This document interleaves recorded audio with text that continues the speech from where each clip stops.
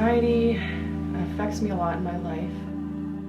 Ever since I was younger, just kind of makes me overanalyze things a lot and kind of spiral into like past and future when I need to really be in the present. So I guess anxiety has affected me in a lot of ways throughout the year. So when you're younger and you don't really know how to manage your anxiety, mine specifically came out as like explosive anger. It's affected me so negatively at times where, you know, I've lost jobs, I've damaged relationships, but honestly it can be crippling sometimes where you feel like you just, no matter what you do, nothing's gonna be okay, nothing's gonna be good enough. Yeah, so it kind of goes back into the feeling of hopelessness and nothing's gonna be okay when you get triggered, because sometimes it can be like the smallest thing, but once something triggers you and you start to get that anxiety, you know, little things throughout the day can make it worse and worse, and then that just tiniest thing can throw you into an anxiety attack, and once that happens, it's like somebody's standing on your chest. Like you can't take a deep breath because every deep breath you take almost releases more emotion, and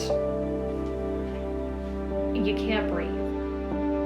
I don't have them as frequently as I did when I was a kid because, you know, when you're a kid, you don't really know how to handle all these emotions. So as I've gotten older, I figured out how to deal with them more, but they still happen every so often.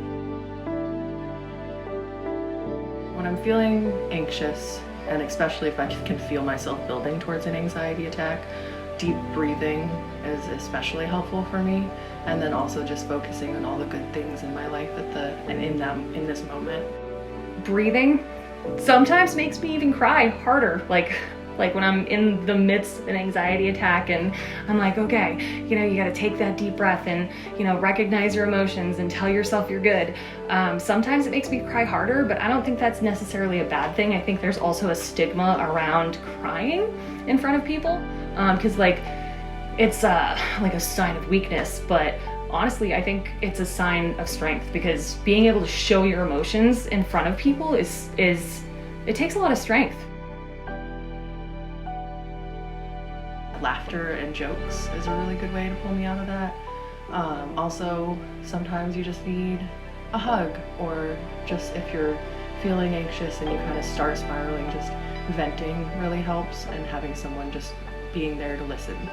The main thing is I hate it when people try to make everything better, because when you have an anxiety attack, all you can think about is how you feel like the world around you is falling apart. You feel like your world is ending. Nothing is ever going to be okay. Nothing is ever going to make your feelings and the situation that you're in okay. So for somebody to try and continuously say, okay, well, what if we do this? What if we do that? Just stop trying. Stop trying to cure it. Just distract. So I call my best friend Dan, and he usually just lets me cry and like kind of emotionally vomit through the phone, and then he'll say, hey Jill, you wanna know something funny?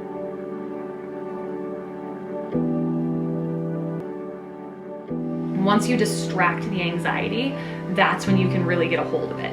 And once you can change your mindset a little bit, that's the most important thing.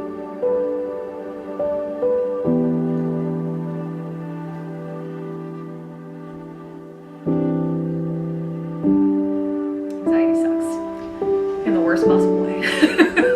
But if you can figure out how to manage it, it's okay. It's all right. It's you know, it is what it is, and we're all neurotic, and but I found that a lot of the people that I have connected with over the years really have